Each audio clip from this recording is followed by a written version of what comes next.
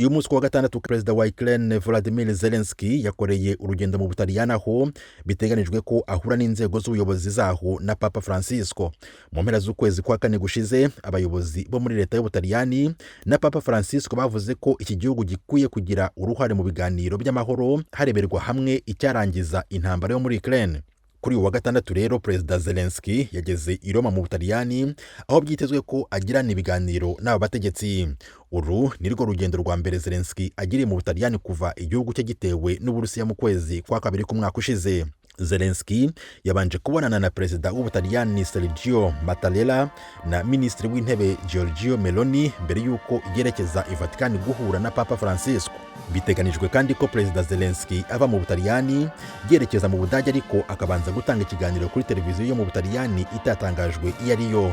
Ministiri w'Intebe w'Ubutaliyani Meloni yaraherutse i Kiev mu kwezi kwa kabiri, aho yijeje Perezida Zelenskyy ko Ubutaliyani buzakomeza gushyigikira Ukraine, kabone n'ubwo uwahoze ari Ministiri w'Intebe wabwo Sergio Mattarella afitanye umubano mwiza w'igihe kirekire n'Uburusiya.